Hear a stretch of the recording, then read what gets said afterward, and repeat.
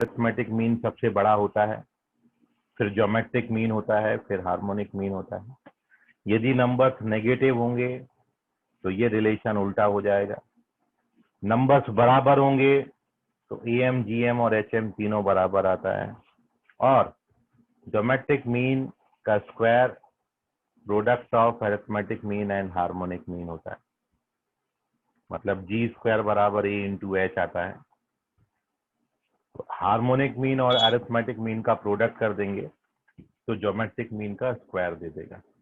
तो ये रिलेशन आपने लास्ट में देखे थे। कुछ और ऐसे ही इंपॉर्टेंट बातें मैं आज आपके साथ डिस्कस कर रहा हूँ इन बातों से रिलेटेड। तो हमारी जो फर्स्ट थिंग है हार्मोनिक प्रोग्रेशन में रिलेशन बिटवीन एम, जीएम और एचएम से रिलेटेड हमारा जो रिजल्ट है नेक्स्ट, वो अब आप यहाँ पे लिखिए। तो पहला रिजल्ट है, उसी में आगे आप कंटिन्यू कर सकते हो।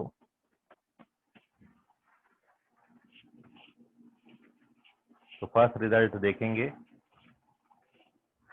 कि दो तो अपन ने वो वहां पे पढ़े ही थे, आगे से एक और मैं इसमें ऐड कर रहा हूं कि if capital A, capital G and capital H R arithmetic mean, geometric mean and harmonic mean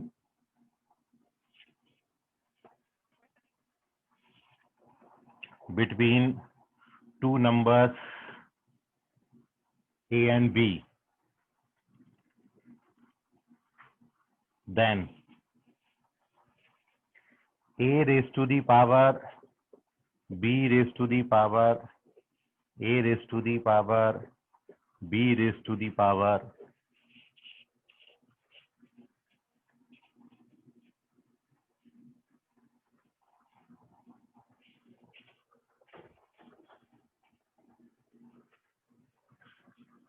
तो आप इस क्वांटिटी को अरिथमेटिक मीन के भी बराबर बना सकते हो, आप इस क्वांटिटी को ज्योमेट्रिक मीन के भी बराबर बना सकते हो, आप इस क्वांटिटी को हार्मोनिक मीन के भी बराबर बना सकते हो यदि आप यहाँ पर n की डिफरेंट डिफरेंट वैल्यूज पुटअप करें।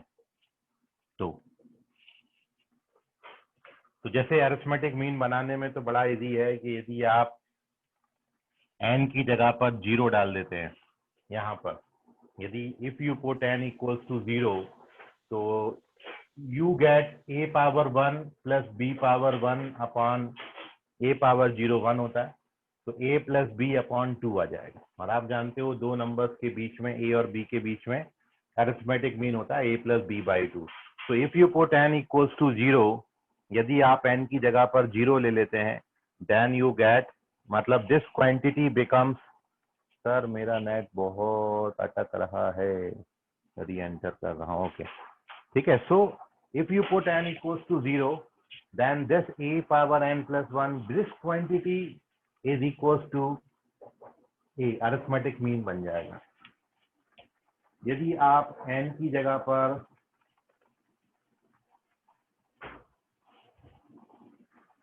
-1 डालते हो और n की जगह पर पहले आप 1/2 डाल रहे हैं, when you put n equals to -12 डालो n की जगह पर -12, देखो अब क्या बनता है, when you put n equals to -12,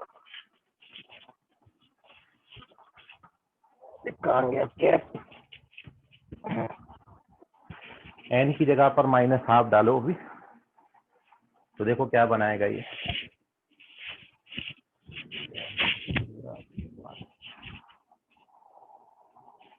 तो दूसरा रिजल्ट आपको दे देगा when you put n equals to -12,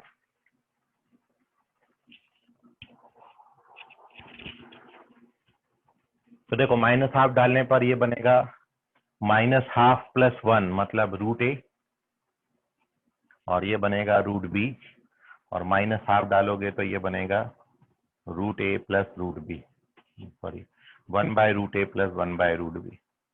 अब जब आप इसको सिंप्लीफाई करेंगे तो ये √ab आ जाएगा, और √ab क्या होता है इन दो नंबर्स का ज्योमेट्रिक मीन।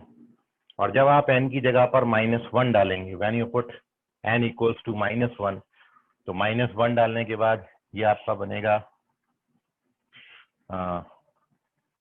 2। Sir A0। क्या बोले बेटा? यस सर 2 आएगा। तो ये 2ab upon a plus B बन जाएगा। तो अब आपको इतनी कैलकुलेशन में कहीं कोई डाउट है, प्रॉब्लम है तो पूछ लीजिए। मैंने आपको ये पहला रिजल्ट दिखाया कि ये वैल्यूज हैं, तो इस तरीके का कभी क्वांटिटी आए और n की वैल्यू इन तीन में से कोई एक आपको दिखे तो आप डायरेक्टली बता सकते हो कि ये अरिथमेटिक मीन होगा, कि ज्योमेट्रिक मीन होगा, कि ये हार्मोनिक मीन होगा। मतलब ये क्वांटिटी को मैं a के बराबर, ये क्वांटिटी को मैं g के बराबर, ये क्वांटिटी को मैं h के बराबर, तीनों के बराबर ला सकता हूँ by putting different sir different values of n। हाँ बोलो। सर वो G n इक्वल टू -12 की वैल्यू रख के करके होता है ना सर? -12। Yes sir. ओके, एक मिनट रुको जरा। देखिए -12 के लिए वेरिफिकेशन देख लो। तो when you put n equals to -12, जब आप n की जगह पर -12 डालेंगे, मैं तीनों ही बता देता हूँ। n की जगह पर 0 डालोगे तो ये क्या बनेगा? 0 + 1 मतलब, और नीचे किसी भी नंबर का पावर 0 1 होता है, तो ये a + b/2 बन जाएगा, which gives you arithmetic mean. Now when you put n equals to -12, जब भी आप n की जगह पर -12 डालेंगे तो -12 + 1, -12 + 1, यहाँ पर n की जगह -12 डाल रहे हैं, और ना ये क्या हो जाएगा? √a + √b, और ये 1/√a 1/√b बनेगा, जिसमें आप एलसीएम लोगे तो ऐसा बनाएगा। तो ये √ab आ जाता है, which is geometric mean. And now जब भी आप n की जगह पर -1 डालेंगे, n को -1 डालोगे तो ये a power 0 b power 0 upon 1/a + 1/b, सो ये 2/a + b/ab, which is 2ab/a + b, and which is harmonic mean. So this is your first page. Note कर लीजिए, कोई डाउट है तो पूछ लीजिए। अब इसमें तीनों वैल्यू डाल दी हैं और इसको आप याद रखिएगा, इंपॉर्टेंट रिजल्ट है। अगला रिजल्ट भी बड़ा इंपॉर्टेंट है। Moving on to the second page, दूसरे पेज पे अपन बढ़ रहे हैं।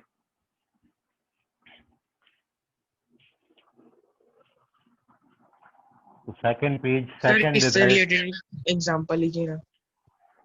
अरे रिलेटेड एग्जांपल तो यही है ना। यदि मैं यहाँ पर अब आपको क्वेश्चन बनाऊं कि ओवरऑल ये आपको दे दिया एक्सप्रेशन और आपको 4 ऑप्शन दे दिए कि this is equals to a, g, h या नन ऑफ दीज, तो n का वैल्यू आपको यहाँ पे सर्च करना है कि n बराबर कितना आप डालोगे कि ये a बने, n बराबर आप कितना डालोगे कि ये g बने। जैसे मैंने क्वेश्चन दे दिया कि ये बराबर a, तो n का वैल्यू क्या होगा? ऑप्शन है 0 1 2 3, तो आप लिख देना 0। यदि ये बराबर मैंने बोल दिया g और ऑप्शन दे दिया हाँ n सर बराबर, समझ गए। समझ गया? तो क्वेश्चन ही लिखा हुआ है, ये रिजल्ट है। Moving on to the second sum, second result. और देखिए ये सेकंड रिजल्ट भी आपका AM, GM और HM तीनों से रिलेटेड निकल के आएगा, और वो ये है कि if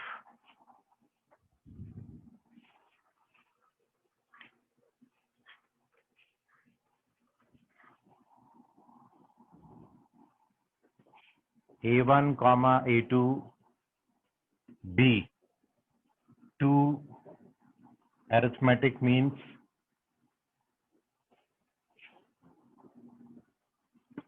G1, G2, B2 geometric means, and H1, H2, B2 harmonic means inserted between two numbers A and B, then, तो देखिए ओवरऑल यदि हमने दो नंबर्स ए और बी के बीच में दो अरिथमेटिक मीन डाले, दो ज्योमेट्रिक मीन डाले और दो हार्मोनिक मीन डाले, तो ओवरऑल एक बात तो आपने सभी ने ये पढ़ी है, पूरा कंक्लूजन आपको बताता हूँ, मतलब सारा कुछ एक ही पेज पे हो जाएगा। तो जब आप दो नंबर्स के बीच में दो अरिथमेटिक मीन इंसर्ट किए थे A1 और A2, तो ये सब मिलके एक अरिथमेटिक प्रोग्रेशन बनाते हैं। वेयर जो फर्स्ट अरिथमेटिक मीन का वैल्यू होता है वो आपने पढ़ा है कि a+2b/3, second arithmetic mean 2a+b/3 and a1 plus a2, इन दोनों अरिथमेटिक मीन का जो सम आता है वो a+b के बराबर आता है। ये पहला रिजल्ट आपने पढ़ा। जब भी आप दो नंबर्स के बीच में दो ज्योमेट्रिक मीन इंसर्ट किए थे g1 g2, तो जो फर्स्ट ज्योमेट्रिक मीन के लिए आपने फॉर्मूला लिखा था g1, ये a² b⁻1/3, यहाँ भी शायद पहले 2a+b था, चेक कर लेना।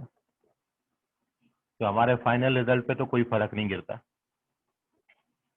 और दूसरा ज्योमेट्रिक मीन आपने लिखा था g2 बराबर ab²1/, ये सब आप लिख चुके हैं, लेकिन एक साथ एक ही जगह पर अरेंज कर दिया तो ये g1 g2 आता।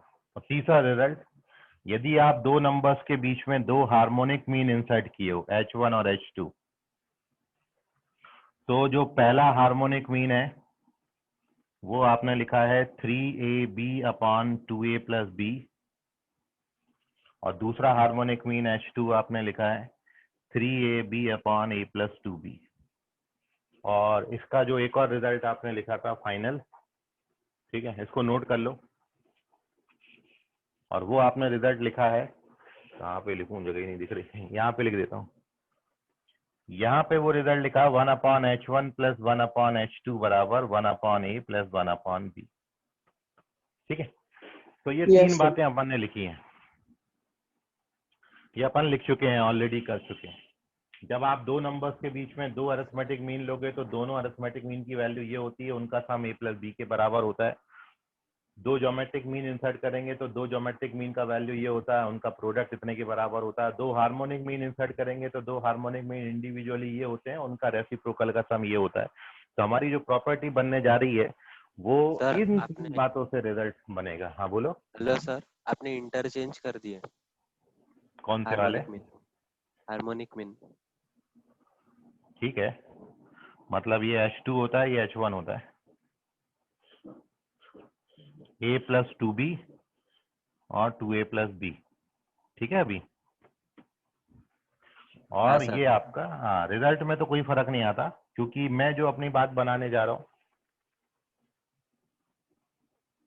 वो अपनी जो मेन थिंग है वो इससे बनने जा रही है, क्योंकि हमको ये इंडिविजुअल रिजल्ट नहीं चाहिए।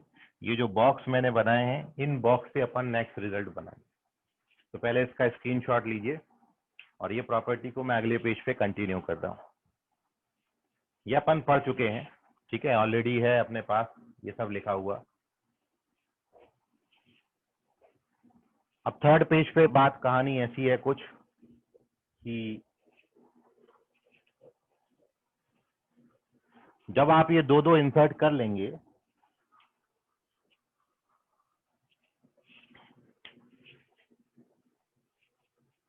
यही सेकंड रिजल्ट ही कंटिन्यू है। ये तो मैंने आपको, मतलब रिजल्ट आपका यही 6, ये तो मैंने उसके पीछे बैकग्राउंड की जानकारी आपको दी कि जैसे ही मैं ये लाइन लिखूं 3, तो वैसे ही अपने जहन में ये आ जाना चाहिए कि जब दो अरिथमेटिक मीन है तो दो अरिथमेटिक मीन ये होंगे और उनका सम इतना होता है। ठीक है, ये आना चाहिए जहन में। तो ये अपन ने मान लिया कि चलो ये अपन को मालूम था। तो अब प्रॉपर्टी ये है कि इसको अपन इजीली वेरीफाई भी कर सकते हैं।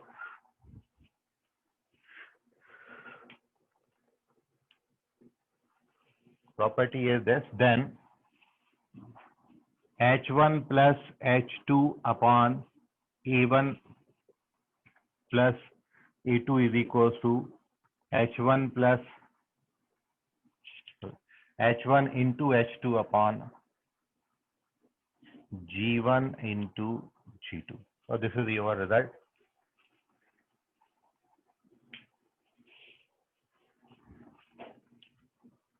बहुत इंपॉर्टेंट रिजल्ट है और इस रिजल्ट को कई तरीके से आप लिख सकते हो।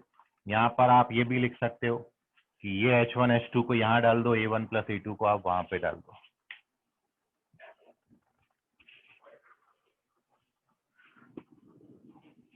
मतलब मेन थिंग ये है कि ये दोनों आपस में बराबर होते हैं। अब आपको यदि ये और वहां पे मेंशन होगा कि where H1 H2 be two harmonic means, A1 A2 be two arithmetic means and G1 G2 be two geometric means inserted between A and B, ये दिया होगा तो ये रिजल्ट होता है और इजीली वेरीफाई भी हो जाता है। If you have to verify this, यदि अपन इसको वेरीफाई करने जाएं तो वेरिफिकेशन के लिए अपन शुरुआत कहाँ से करेंगे? अपन शुरुआत यहाँ से करेंगे कि वी नो दैट, क्या जो आपको अभी बताया 1/H1 plus 1/H2 is equal to 1/A plus 1/B, ये आपने सबसे लास्ट में लिखा था। यदि हार्मोनिक मीन है दो तो उनके रेसिप्रोकल का सम 1/A प्लस 1/B के बराबर होता है। एंड नाउ फर्दर मूव करेंगे, take the LCM. So the left hand side can be written H1 plus H2 upon H1 H2 and right hand side can be written LCM लेने के बाद again we have A plus B upon AB and now left hand side को अपन हाथ नहीं लगाते, इसको ऐसा सच रखते हैं कि H1 plus H2 upon H1 और H2 और we know that कि A plus B can be written capital A1 plus capital A2। यदि दो अरिथमेटिक मीन है तो दोनों का जो सम होता है वो A plus B के बराबर होता है और दोनों का जो प्रोडक्ट है नंबर्स का A B, this is the product of G1 G2, ये अपन जानते हैं, ये अभी प्रीवियस मैंने आपको बैकग्राउंड में बताया था वो है।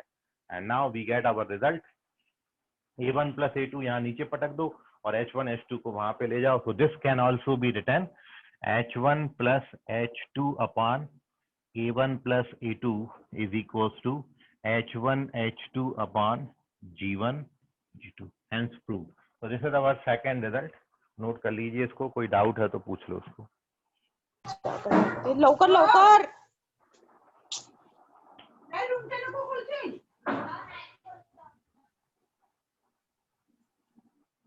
नोट करो इसे।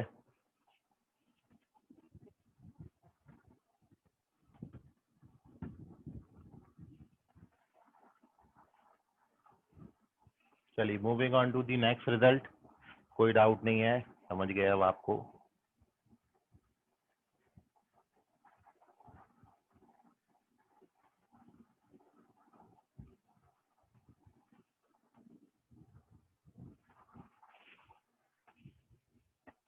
चलिए अगला,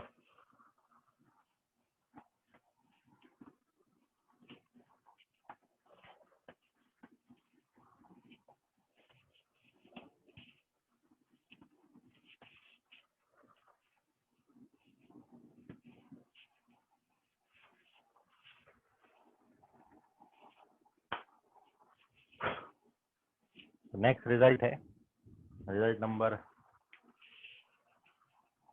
3।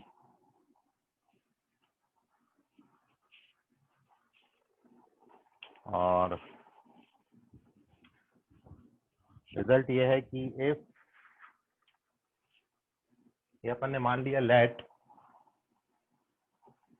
Small a b c be 3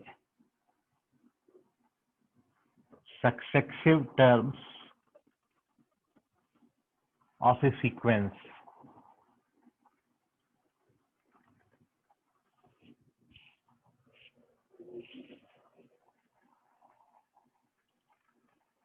if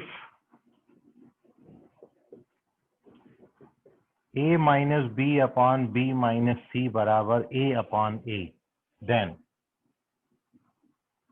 A, B, C are in AP। अब बड़ा इजीली आप इसको जो है वो वेरीफाई कर सकते हो। भाई A बाई A 1 हो जाएगा, A माइनस बी बराबर B माइनस सी, तो A माइनस बी बराबर B माइनस सी, ठीक है। सो यू कैन राइट, इसको सिंप्लीफाई करेंगे तो वी गेट 2B बराबर A plus C and once we get 2B बराबर A plus C then we say that A B C are in A P. तो ये ए by ए होगा तो ये ए पी होता है। अब दूसरा और तीसरा रिजल्ट ये है कि ये आप बड़े इजीली बता सकते हो कि यदि आपका a minus B upon B minus C ये quantity a by B, a by A की जगह a बाई बी आ जाए, बाकी सब कुछ सेम है, केवल ये पोजीशन में मैंने b लिख दिया, then a b c are terms of geometric progression. तो फिर ए बी सी जीपी के टर्म्स होंगे। और देखिए आप इसको साइड में मैं थोड़ा सा वेरीफाई कर देते हैं, वेरीफाइड टाइप कर देते हैं कि जब आप ये b को मल्टीप्लाई करोगे तो ये क्या बनेगा, b जब यहाँ पे मल्टीप्लाई होगा तो ये बनाएगा A B minus B square, और जब ये यहाँ पे मल्टीप्लाई हो तो A B minus A C, A B से ए बी उड़ जाएगा, माइनस बी स्क्वायर बराबर माइनस ए सी, मतलब बी स्क्वायर बराबर ए सी। तो ये छोटा सा हिंट है कि इस रीजन के कारण वी से दैट कि ए बी सी आर इन, मतलब इसको सिंप्लीफाई करेंगे तो सिंप्लीफाई करके वी गेट बी स्क्वायर बराबर A C and hence A B C are in GP. और थर्ड रिजल्ट है, देखो ए बाई ए आया, ए बाई बी आया, अब क्या आने वाला है थर्ड रिजल्ट। तो यदि a minus b upon b minus c, if this quantity is equals to a by c, then a b c are in hp। तो फिर a b c harmonic progression बनाएंगे। तो बिल्कुल सेम रिजल्ट है, left hand side सभी का same है, ये a बाई ए करोगे तो ap, a बाई b करोगे तो gp, a बाई c करोगे तो hp है ना। इसका रिजल्ट आप देखें, इसका प्रूफ आप देख लें, ठीक है, बिल्कुल ऐसे ही जब ओपन करोगे तो ये बन जाता। मैं कर देता हूँ यहाँ पर, इसको मल्टीप्लाई करोगे तो we get what, A C minus B C, और जब ये मल्टीप्लाई करेंगे तो ए बी माइनस ए सी ना, ये ए सी को ट्रांसफर कर रहे हैं, ये बी सी को ट्रांसफर कर रहे हैं, ये ए सी इधर आएगा तो ए C plus A C to ए सी हो जाएगा, ये वहां पे जाएगा तो A B plus B C बनाएगा, A B plus B C में आप बी कॉमन ले लो, और now this implies what, b बराबर आ गया 2ac अपॉन a प्लस सी, और ये तो डेफिनेशन ही है, A B C H P में होंगे। तो तीनों रिजल्ट आप इस तरीके से इजीली वेरीफाई कर सकते हैं। तो नोट कर लीजिए, ये हो गया डन। लवकरात लवकर छापा, if you face any difficulty तो पूछा।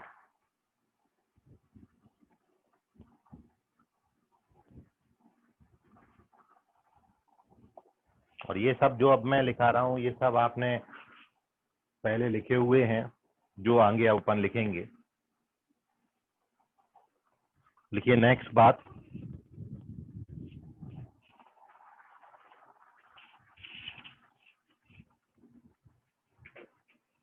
फोर्थ,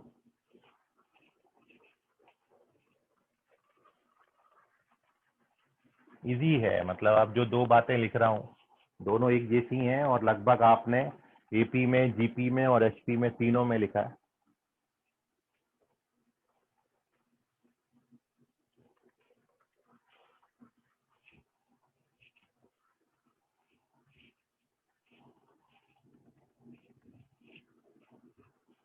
तो नेक्स्ट थिंग है कि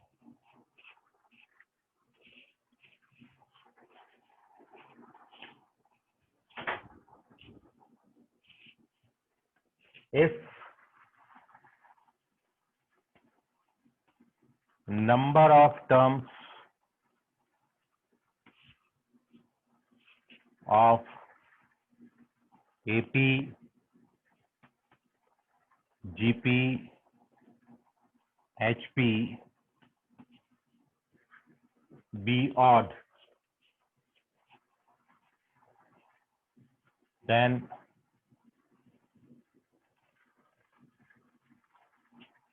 middle term is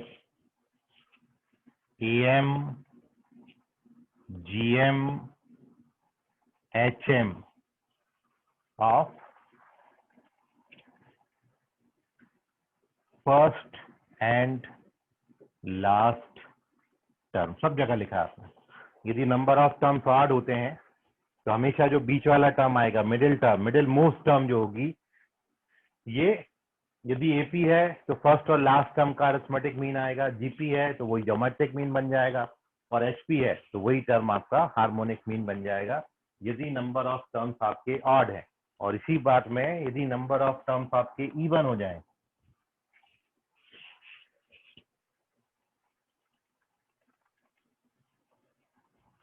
तो उस केस में क्या होगा, यदि इवन नंबर ऑफ टर्म्स है तो दो मिडिल टर्म आते हैं, तो जो बीच वाले दो टर्म आएंगे उनका अरिथमेटिक मीन फर्स्ट और लास्ट टर्म का अरिथमेटिक मीन होगा, उनका ज्योमेट्रिक मीन फर्स्ट और लास्ट टर्म का ज्योमेट्रिक मीन होगा, उनका हार्मोनिक मीन फर्स्ट और लास्ट टर्म का हार्मोनिक मीन होगा।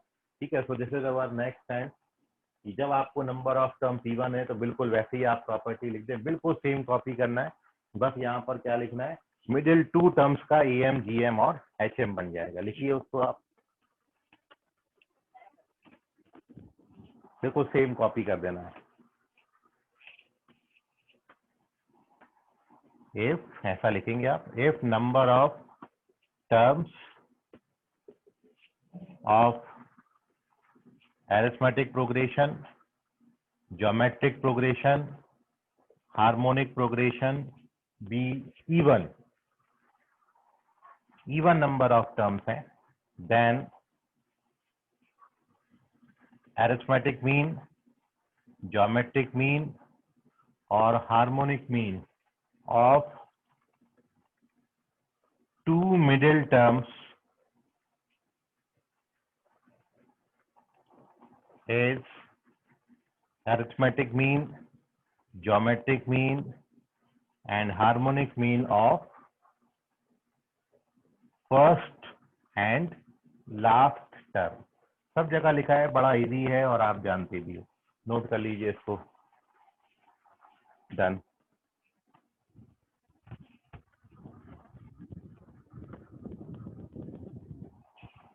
अगला प्रॉपर्टी देखिए, इजी बात है, कोई डाउट है कहीं पे तो पूछ लीजिएगा।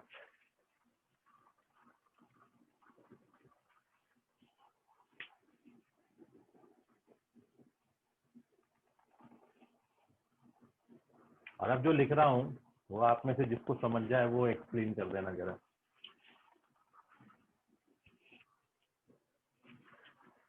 इफ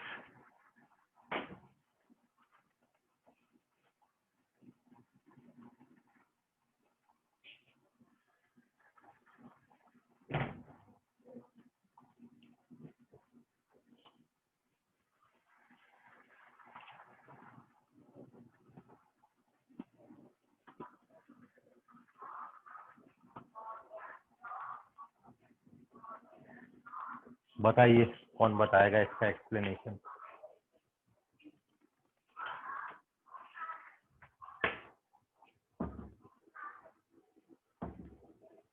कैसे लिखा है इसको, how we write this.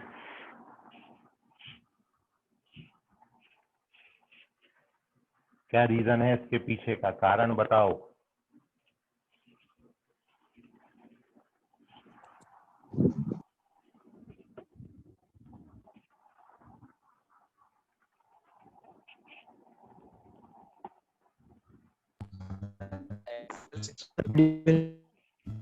Hello, कौन बोल रहा है, क्या बोल रहा है, आवाज ही नहीं आ रहा है। सब बिल्कुल वैसा ही हो गया है। हाँ रुकब, बोलो जल्दी से। सर क्योंकि सर आवाज नहीं है। बोलो हेलो। हाँ बोलो सर, अगर पीक्यू एक जीपी। हेलो बोलो हेलो बोलो। सर, एक जीपी है जिसमें हेलो हेलो बोलो ना, सर, आवाज आ रही है। बहुत आ रही है, बोलते सर जाओ।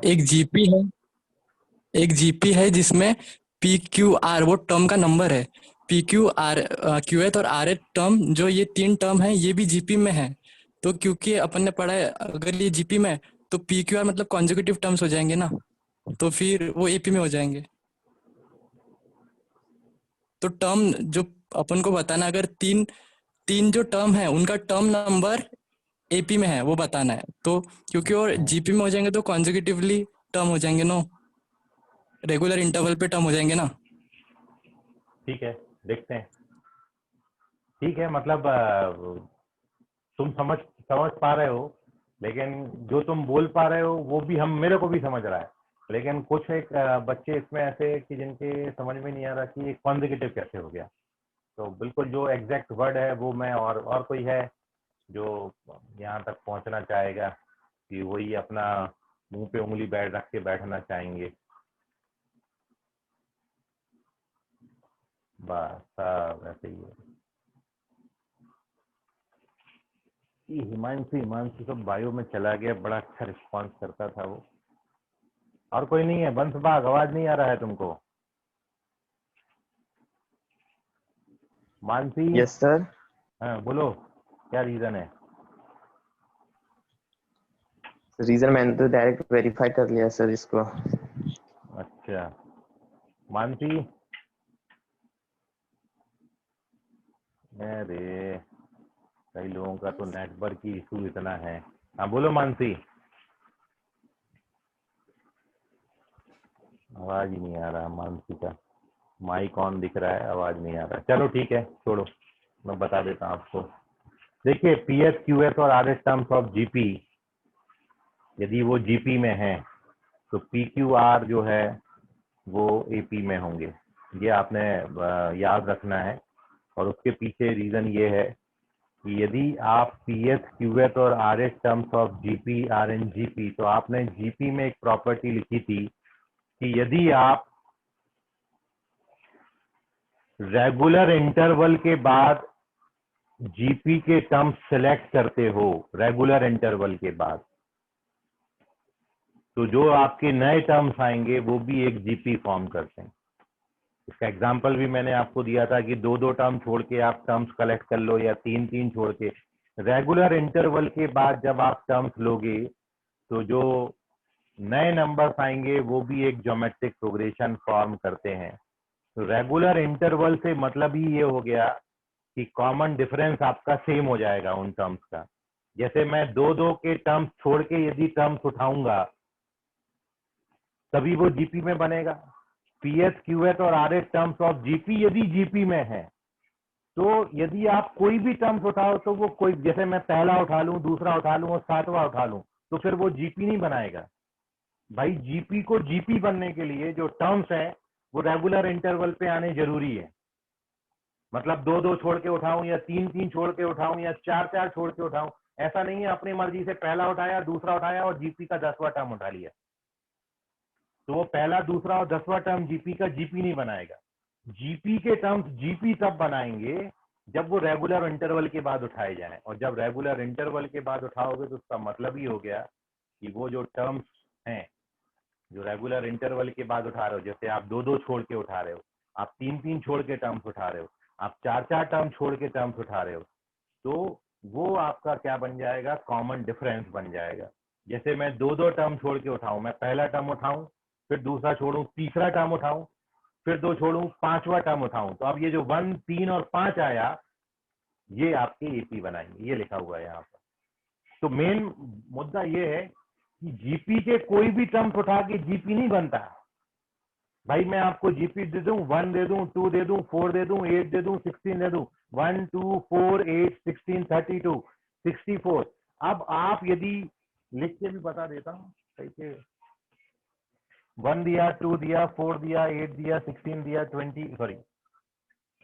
32 दिया, 64 दिया, 2-2 से मल्टीप्लाई करते गए, जीपी बन गए। अब आप कोई भी 2 टर्म उठाओ, ये उठा लिया, 1 उठा लिया, फिर मैंने बोला 4 उठा लो, फिर मैं बोला 32 उठा लो, ये जीपी नहीं बनाते, क्योंकि 1 और 4 का रेशियो 4 है और 4 और 32 का रेशियो 8 है। कॉमन रेशियो सेम नहीं है, क्योंकि आपने रेगुलर इंटरवल के बाद नहीं उठाया। जीपी के टर्म्स उठाने के बाद जो जीपी बने वो तभी बनेगी जब आप इसको रेगुलर इंटरवल के बाद उठाओगे। तो अब मैं यदि ये 4 ना उठाते हुए, ये 4 ना उठाते हुए 8 उठा लेता हूँ, अब मैं 1, 8 और 32 लेता हूँ, ठीक है, वो भी नहीं बनाएगा। 2-2 के बाद ले लो, ये 2 टर्म छोड़े, 2 टर्म छोड़े, 1, 8 और 64, आप देखो जीपी बनाता है। और 2-2 टर्म छोड़ के उठाया आपने, मतलब पहला उठाया, फिर 2 छोड़े, तीसरा उठाया, फिर 2 छोड़े, 5वां उठाया, तो ये 1 3 और जो 5 आएगा ये एपी बनाएगा आपका, ये लिखा हुआ है आपका। ठीक है, तो आई होप अब आप समझे होगे, और कोई डाउट होगा तो आप पूछ लोगे, क्योंकि अब अपन आगे चल रहे हैं। अब अगली बात ये भी आप जानते हो और नहीं जानते तो लिख लो। If A, B, C are in GP as well as are in AP, then मतलब 3 नंबर्स हैं जो AP और GP दोनों बना रहे हैं, तो ये तभी पॉसिबल होगा कि A बराबर B बराबर C। 3 नंबर एपी में भी हैं और वही 3 नंबर जीपी भी बना रहे हैं, तो एपी भी है जीपी भी है, तभी पॉसिबल होगा जब वो तीनों नंबर आप सेम ले लो। मतलब मैं 2 2 2 नंबर्स ले लूं तो 2 2 2 ये एपी भी है और जीपी भी है, क्योंकि 2 2 2 का कॉमन डिफरेंस 0 आता है और 2 2 2 का कॉमन रेशियो 1 आता है, तो एपी जीपी दोनों हो जाते हैं। तो जब कोई प्रोग्रेशन आपको ऐसा बोला जाए कि वो एपी भी है और साथ साथ वो जीपी भी है, एपी भी बना रही है जीपी भी बना रही है, तभी पॉसिबल होगा जब ए बराबर बी बराबर सी होगा। ठीक है, और एक लास्ट पॉसिबिलिटी आप यहाँ पर देख लें। सर हाँ बोलो। सर आपने वो ऊपर वाले इसमें बताया ना कि अगर जीपी में है तो अगर हमने रेगुलर इंटरवल पे टर्म उठाए तो वो जीपी फॉर्म करेंगे, लेकिन एपी कैसे फॉर्म करेंगे? एपी के टर्म्स उठाओगे तो एपी फॉर्म करते हैं, जीपी के उठाओगे तो जीपी फॉर्म करेंगे। और यदि आप एपी के टर्म्स रेगुलर इंटरवल के बाद उठा रहे हो तो एपी बनाते हैं, तो जो नंबर्स आपने उठाए पी क्यू आर वो एपी हो जाएंगे। मतलब इसी प्रॉपर्टी को आप ऐसा भी लिख सकते हो, if PS, QS and RS terms of AP are in AP, then PQR are in AP, तो हर जगह AP AP AP हो जाएगा, इसलिए वैसा नहीं लिखा। ओके सर, समझ गए। वो AP में भी चलता है। हाँ चलिए लास्ट लिखिए। 7 प्रॉपर्टी है कि if ABC are in AP,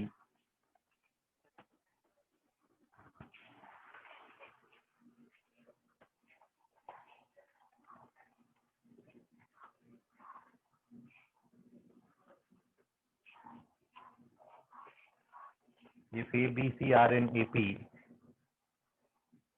then x power A, x power B, x power C are in GP।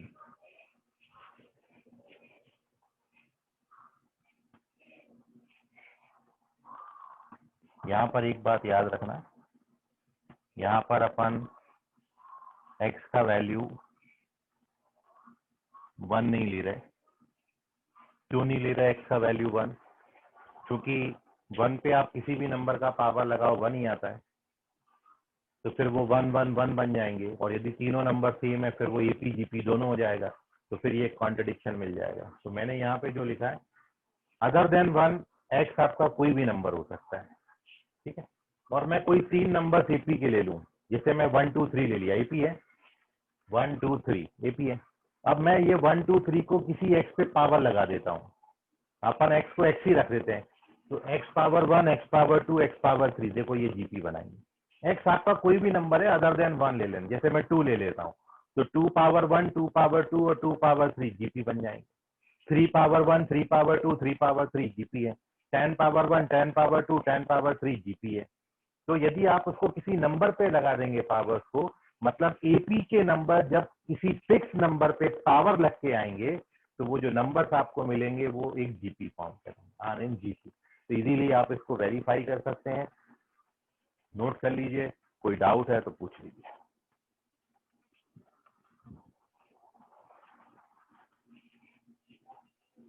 चलिए अच्छी बात। तो ये एपी जीपी और एचपी से रिलेटेड हमारे कुछ और इम्पोर्टेंट रिलेशन थे। ठीक है, और अब अपन ओवरऑल इन पर कुछ क्वेश्चन कर रहे हैं। एक लास्ट क्वेश्चन जो आपको होमवर्क में दिया था, उसमें किसी को डाउट है तो पूछ सकता है, इसका स्क्रीनशॉट ले ले, हटा रहा हूँ ये मैं। और लास्ट क्वेश्चन में यदि कोई डाउट है तो आप पूछ सकते हो उसको, अदरवाइज अपन आगे चलते हैं। सर बोलो मयूर, क्या बोल रहे थे? अगर ए 0 था तो क्या बोले? ए 0 आ रहा तो ए एक्स 0 पे भी तो सेम कंडीशन होता है, 0 का पावर 0 होता है। ए सर एपी जीपी एचपी के बाद भी कोई प्रोग्रेशन है क्या? और हाँ अभी है ना, अभी तो अब प्रोग्रेशन एक्चुअल स्टार्ट होएगा। ठीक है, अभी तक तो ये एक्सरसाइज ही कर रहा था, वार्म अप। अब इसकी फाइनल एक्सरसाइज आपके सामने आएगी। तो जीरो रहेगा तो सारे टर्म जीरो हो जाएंगे, तो भी वो आपका ठीक है। अब सारे टर्म जीरो हैं तो वो जनरली अपन कंसीडर करते नहीं। ठीक है, नॉन जीरो टर्म्स लेके ही अपन एपी या जीपी बनाते हैं, इसलिए जीरो वाली कंडीशन वहां पे मेंशन करी नहीं है अपन ने। ठीक है, आर डी शर्मा में 2 है, आप सब्जेक्टिव देख रहे होगे, आप ऑब्जेक्टिव देखो, आपको सारे मिल जाएंगे प्रणव। ठीक है, subjective book R D Sharma की जो है वो एनसीईआरटी पॉइंट ऑफ व्यू से लिखी गई है, एनसीईआरटी को टारगेट करता है आर डी शर्मा। ठीक है, आर डी शर्मा 2 बुक लिखता है। आर डी शर्मा की एक बुक आती है subjective, which is focused on only for board. Board में बहुत अच्छे मार्क्स लाने के लिए आप केवल उसका सब्जेक्टिव बुक यूज करें, और अब यदि आप ऑब्जेक्टिव देखोगे तो सारे टॉपिक्स आपको वहां पे मिलेंगे। बोलो आयुष, क्या डाउट? सर आपने जो पिछला क्वेश्चन दिए थे ना, हाँ हाँ सर उसमें फिर 2 प्रूफ तो हो गए सर, तीसरा नहीं हुआ सर। बेटा, वो प्रूफ नहीं करना, उसमें तीनों चारों में से एक ऑप्शन करेक्ट है, वो करेक्ट ऑप्शन बताना था। हाँ सर वैसा ही क्वेश्चन मैंने एक ऑब्जेक्टिव टाइप देखा था जिसमें ऑप्शन दिए हुए थे, तो सर तीनों ऑप्शन करेक्ट, मतलब ऑल ऑफ दिस था। ठीक है, बाकी मैं आपको उसका 2 तरीका बताया हूँ बच्चों को, कि आप जो है कोई नंबर एचपी के लेके भी उसको सॉल्व कर सकते हो, और अदरवाइज बड़ा अच्छा हिंट है कि एबीसी यदि एचपी में है तो 1/a 1/b 1/c आपके एचपी में आ जाएंगे, सॉरी जी एपी में आ जाएंगे। तो अब वहां से आप यूज करो कि जितनी जगहों पर आपका 1/b है, आप b को एलिमिनेट कर लो तो a और c में रिजल्ट दे देगा। तो a और c वाला जो रिजल्ट है वो आपका फाइनल रिजल्ट होगा, जो भी ऑप्शन बनता है उसका क्वेश्चन में। ठीक है आयुष, बन जाएगा कि करके दिखाऊं? ओके सर, हो जाएगा? जम जाएंगे। हाँ चलो ठीक है, और कोई डाउट किसी को?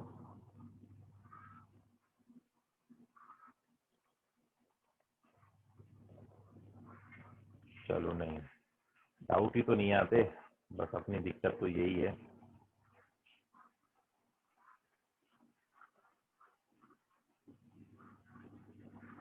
तो चलते हैं आगे।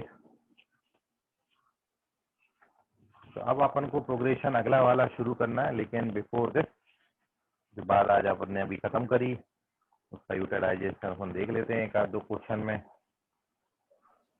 कि कितना आप समझे। और क्वेश्चन लिखिए पहला आज का फर्स्ट क्वेश्चन। क्वेश्चन ये है कि जो भी पेज नंबर हो वो डाल लीजिएगा। If sorry, you have to find the 5th term, 5वां टर्म ऑफ हार्मोनिक प्रोग्रेशन। ये जो हार्मोनिक प्रोग्रेशन दी है इसका आप बताओ 5वां टर्म क्या होगा। पहला टर्म 2 दिया है, दूसरा 2 and 1/2 दिया, तीसरा 3 1/3 दिया है, and so on will be. आपके ऑप्शंस हैं, क्या ये 5 1/5 3 and 1/5 1/10 या फिर 10 आएगा? Which one is correct? लवकर आप लवकर सांगा जरा, कौन सा ऑप्शन करेक्ट?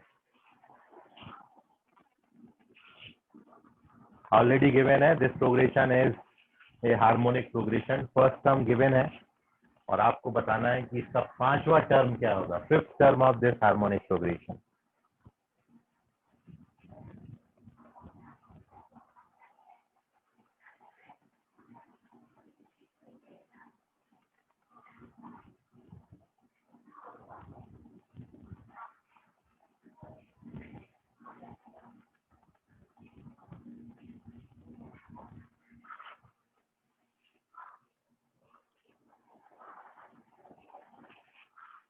कितना टाइम, जल्दी करो। ऋषभ बोधे, इनका आंसर इनको चेक करना पड़ेगा, साथ में प्रणव को भी चेक करना पड़ेगा। ये बिल्कुल वैसा नहीं लिखा 1 + 1/2। या 1 + 1/1?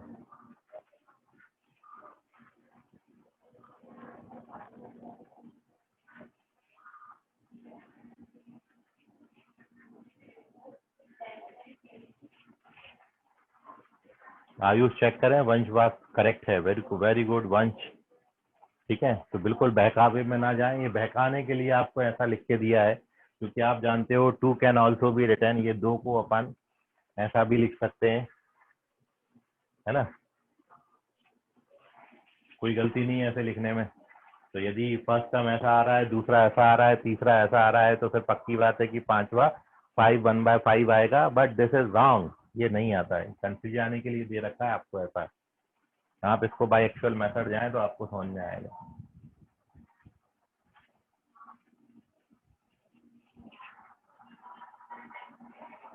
तो प्रणव और ऋषभ बोधे चेक करें, साथ में आयुष पादवेकर चेक करें। वंश बात करेक्ट है, 4 बच्चों का आंसर है, 3 रॉन्ग 1 सही। मयूर चेक करें, गलत जवाब।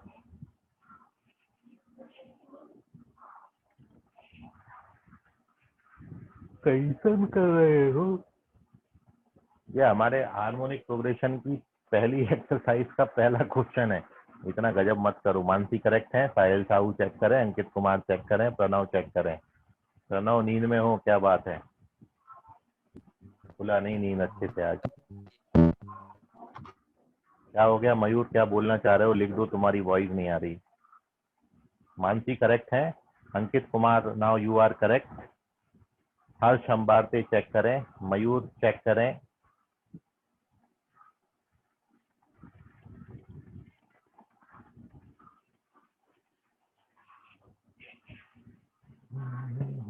अरमान चेक करें।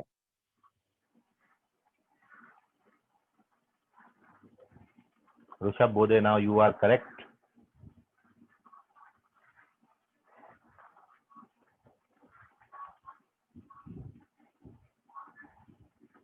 भैया 1/10 अलग बात होती है, 10 अलग बात होती है, ऐसे कैसे बोल सकते हो 1/10 बोले या 10 बोले, बात एक ही है। तुमको 10 मार्क्स मिले, 10 में से 10 मिले, और मैं बोलूं 10 में से 10 नहीं मिले, तुमको 10 में से 1/10 मिले, तो मीनिंग तो सेम है। तो ये अंकित कुमार गलत है तुम्हारा। 10 10 होता है और 1/10 0.1 होता है, तो 0.1 और 10 में बहुत फर्क होता है, कैसे दोनों बराबर कर दिए तुमने? अरमान करेक्ट है, बोलो ऋषभ क्या बोलना चाह रहे हैं? सर अगर क्वेश्चन में लिखा रहा था fifth term of the sequence बोला रहा तो वो ए ऑप्शन हो सकता क्या? अगर ऐसी सीरीज दी रही जनरल में तो लॉजिक से नहीं अपन वो ए आप, ऑप्शन। नहीं वो आप देख के नहीं पहचान सकते भाई, जब तक आपको उसको मेंशन नहीं करना होगा कि ये एपी है या जीपी है, तब तक आप देख के नहीं बता सकते हो कि उसका फिफ्थ टर्म भी उसी फॉर्मेट में आएगा। ठीक है, यदि वहां पे सीक्वेंस वर्ड भी लिखा होता, ठीक है, तो प्रोग्रेशन के जो टर्म्स हैं वो अगला टर्म लिखने के लिए आपको पहले पूरा सीक्वेंस पहचानना होता है कि वो एपी है, जीपी है या एचपी है, उसी की हद से आप अगला टर्म लिखेंगे। ऑब्जर्वेशन के बेसिस पे भी नहीं लिखेंगे आप, ये याद रखना, ठीक है, अदरवाइज आपकी आंसर फिर भी वहां पे गलत होगा। तो मतलब ये तो okay logical sir. Reasoning type question हो गया, ये अपन मैथमेटिक्स से अलग। यदि प्रोग्रेशन में क्वेश्चन मैं पूछ रहा हूँ, लॉजिकल रीजनिंग में यदि बात होती तो फिर अपन देख के बोल सकते थे कि हाँ अगला वाला 5 और 1/5 होगा, ठीक है। बट आपको यदि उसका प्रॉपर रीजन देना है तो रीजन अपन यहाँ पर यही देंगे कि ये जो पहले 3 टर्म्स हैं, यदि वहाँ पे मेंशन है कि वो एचपी के टर्म्स हैं, ठीक है, तो और नहीं भी दिया है तो आप ये देख लो कि क्या उन टर्म्स को उल्टा करने के बाद ईपी फॉर्म हो रहा है। यदि फॉर्म हो रहा है उन टर्म्स को, तो फिर अपन बोलेंगे वो एचपी बनाएगा, और फिर इसलिए अपन एचपी का ही फिफ्थ टर्म वहां पर लिखेंगे, ठीक है। तो रीजनिंग जब बहुत छोटे लेवल पे आएगी तब अपन उसको देख के ऑब्जर्व करके वहां पर ऐसा लिखेंगे, बट अभी कॉम्पिटिटिव एग्जाम में आपने नहीं लिखना है। ठीक है सर। आयुष चेक करें, संस्कृति इंग्लिश चेक करें, सेजल पाटिल चेक करें। बाप रे, इतना बच्चा गलत हो गया है। मानसी सर,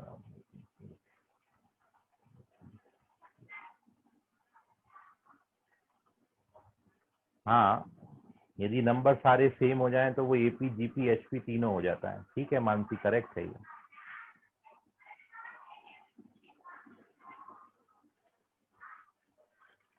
साहिल साहू चेक करें, देख लो सॉल्यूशन। मेरे को नहीं लगा था इतना आप लोग गड़बड़ा जाओगे।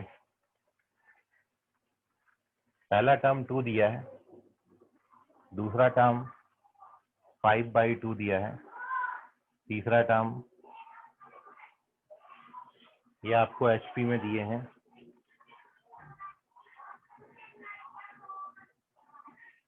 Then they are reciprocal 1/2, 2/5, 3/10, they are in AP।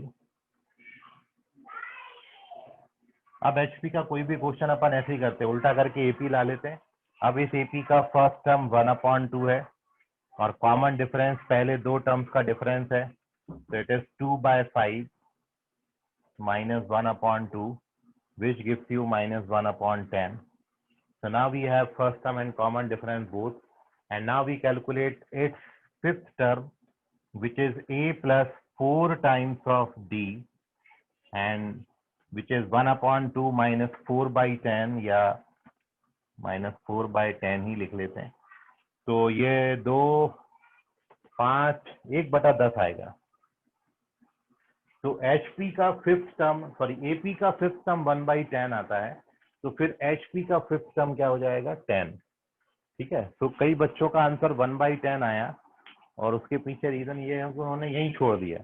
अरे भाई ये आपने AP बनाई है, ये AP का 10वां, सॉरी AP का 5वां टर्म आया, आपको AP का थोड़ी पूछा था, आपको HP का पूछा था। तो इसका विशेष ध्यान रखें कि जब HP का क्वेश्चन आएगा तो उल्टा करके HP में सॉल्व, सॉरी उल्टा करके AP में सॉल्व करेंगे और सॉल्व करने के बाद जो फाइनल आंसर आएगा उसको उल्टा करके बताएंगे, अदरवाइज आप गलत हो जाओगे। ठीक है, तो नोट कर लीजिए 1/10 नहीं है आंसर, करेक्ट आंसर इज 10। 10 सही आंसर है, तो कई बच्चों का इसी कारण से गलत हो गया। नोट कर लीजिए, कोई डाउट है अभी तो पूछ लीजिए। अब ये कैसे पहचानेंगे कि भाई ये प्रोग्रेशन यदि नहीं भी दिया होता, तो आप यदि इन दोनों का डिफरेंस निकालो तो इन दोनों का जो डिफरेंस आता है वो -1/10 आता है, और इन दोनों का डिफरेंस आप निकाल को देखो ये भी -1/10 आता है, सॉरी इन दोनों का। तो टर्म्स को, यदि टर्म्स देखने के बाद देखो, यदि ये जो आपको टर्म दिए हैं, यदि आप इनका डिफरेंस निकालें तो सेम नहीं आता, आप इनका रेशियो निकालो तो सेम नहीं आता, तो ये AP और GP दोनों नहीं है। अब अगला प्रोग्रेशन है आपका हार्मोनिक, तो अब आप देखो उल्टा करके क्या AP बना रहा है, तो ये उल्टा करके AP बना दे रहा है, तो इसलिए ये HP के टर्म्स हैं। ये आप इस तरीके से पहचान सकते हो। तो हमेशा जब सीक्वेंस दिया जाए तो एक बार देखें क्या वो AP है, क्या वो GP है। यदि AP GP नहीं है तो फिर टर्म्स को उल्टा करके देखें क्या वो HP है। ठीक है, अब वो जब HP भी नहीं होगा तो फिर आगे अपन जो प्रोग्रेशन पढ़ने जा रहे हैं कल, वो है एरिथमेटिक ज्योमेट्रिक प्रोग्रेशन AGP। उसको पहचानने का तरीका क्या है वो अपन कल की क्लास में देखेंगे। इसका स्क्रीनशॉट ले लीजिए। AGP को यदि आपके पास जो भी है बुक, उससे आप थोड़ा सा रेफरेंस ले लीजिए AGP का। कल 1-2 क्वेश्चन अपन हार्मोनिक प्रोग्रेशन के स्टार्टिंग पे बनाएंगे और फिर अपन AGP डिस्कस करेंगे। बहुत छोटा सा पार्ट है AGP, लेकिन बहुत इंपॉर्टेंट पार्ट है। AGP में केवल 3 ही फॉर्मूले पढ़ने हैं, nth term, sum of n terms और सम ऑफ इनफाइनाइट टर्म्स। इसलिए AGP एक ही दिन का टॉपिक है, खत्म हो जाता है AGP। उसके बाद थोड़ा सा समय अपन मिसलेनियस सीक्वेंसेस को देंगे। ठीक है, तो ये सब बातें अपन कल करेंगे। आज के लिए फिलहाल इतना, बाकी करेंगे अगली क्लास में। तब तक के लिए गुड नाइट, बाय, शब्बा खैर, शुभ रात्रि all of you, bye everyone. Screenshot ले लो इस पर, बाय।